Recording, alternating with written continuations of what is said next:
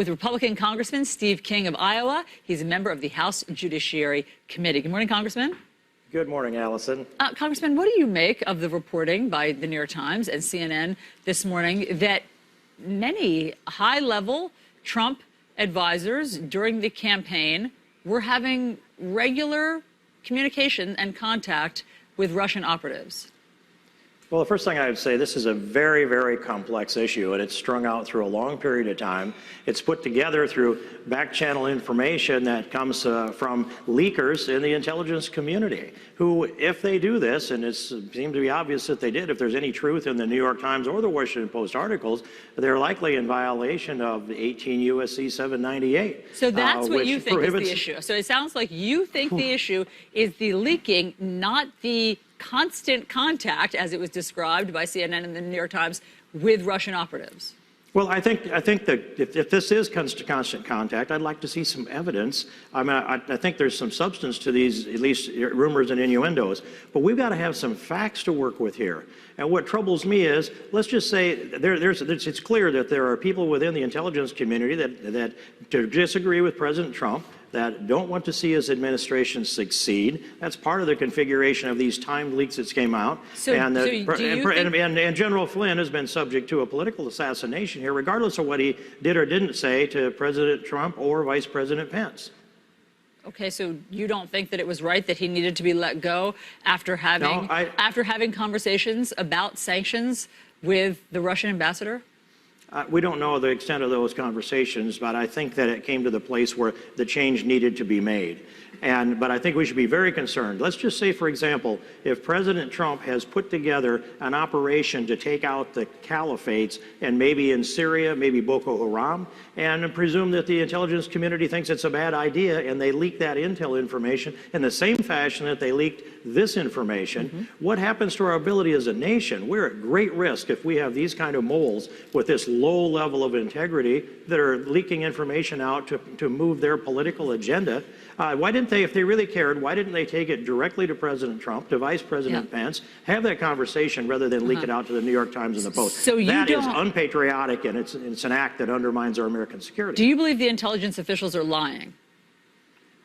I don't know. I don't have the transcript. We haven't seen that. Even General Flynn wasn't allowed to read the transcript. I'd like to read that in a classified setting and understand the flow of this. It may change my overall view on this, but I'm not concerned if a national security advisor has a general conversation with his counterpart in any of the foreign countries that he'll be dealing with. I think that's expected as a duty of him.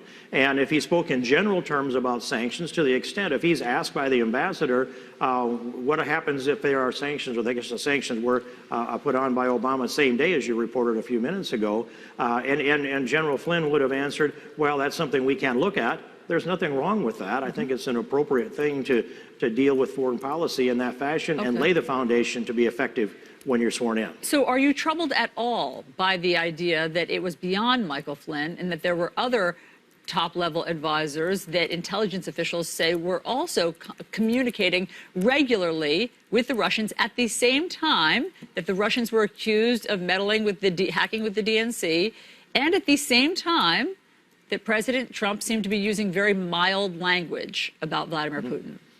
Well, I'm concerned, and I think it's worth looking into, but we don't yet know, we don't know who these officials are that apparently illegally leaked this information to the press. We don't know what the transcripts are of those telephone calls that they assert that they have captured.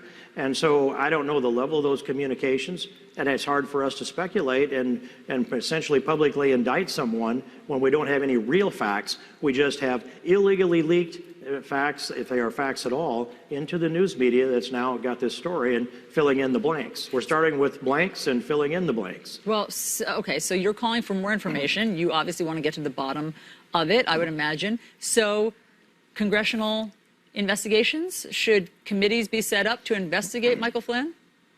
Well, I would say this, we already have a committee set up. It's the House Select Committee on Intelligence. This is an intelligence issue, and much of this is classified. By the way, this information that's been leaked is classified information.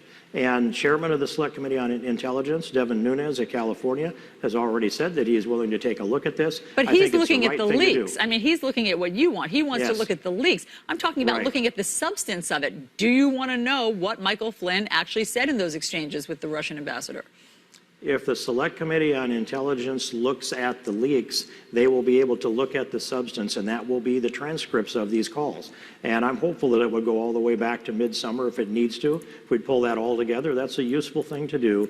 And in the process of this, we need to find out who the leaking moles are who are violating federal law inside this government, because we can't function at a national security standpoint if we've got that kind of spillage coming out of the intelligence community. The president has just tweeted this. I'm reading it for the first time that you'll be hearing it, so let's do this together. The Russian connection nonsense is merely an attempt to cover up the many mistakes made in Hillary Clinton's losing campaign. Huh? Well, that's tempting for me to take that bait this morning, but to keep the subject separate, I think there's two that I will say this, that on the Hillary Clinton investigation, that's a Justice Department issue. I sit on the Judiciary Committee and I chair the Constitution Subcommittee, but it could become our responsibility to look at that topic. But what does Hillary Clinton's campaign have to do with Michael Flynn talking to the Russian ambassador in possibly a way that violates a law? Well, I think it's a CNN narrative that the allegations that the Russians were trying to influence the U.S. election between Donald Trump and Hillary Clinton. So that's the connection that Trump is dealing with. CNN didn't invent this. As you know, there were a score of intelligence agencies, 17 of them, that concluded that Russia had hacked and meddled in our election. Well, listen, there was dissent among that, and furthermore, I sat in on that classified briefing, and they divulged not one fact. They only gave us their opinions. So we're back at the same place again. So you don't believe it? You don't believe? Just so that I'm clear, Congressman, you do not believe that Russia meddled? I don't know.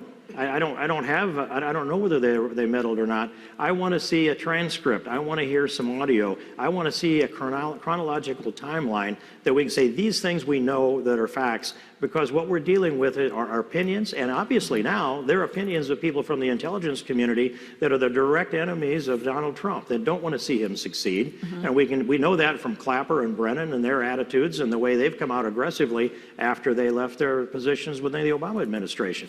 Not to mention Ben Rhodes, who may well be behind this too. Do you agree with Congressman Jason Chaffetz, who has basically said the Flynn thing has taken care of itself? He resigned.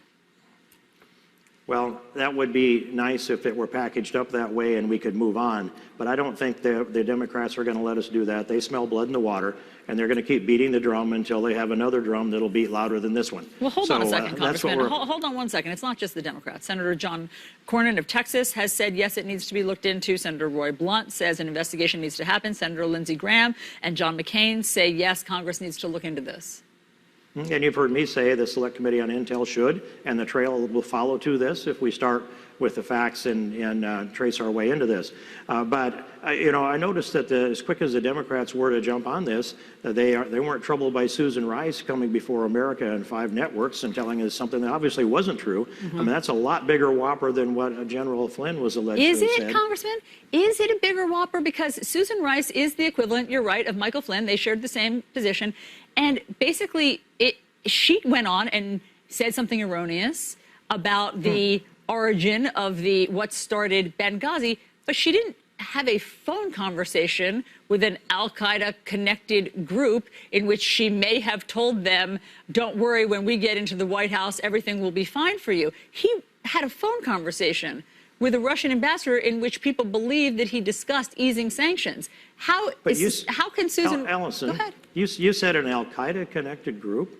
Yeah. Are you asserting that the Russian ambassador is somehow affiliated or connected with al-Qaeda? No, they're fighting them like we are. Hold on, Congressman. I'm saying that you're using Benghazi as an analogy. And you're saying that, so look at what Susan Rice did. She went on the Sunday shows and said something erroneous.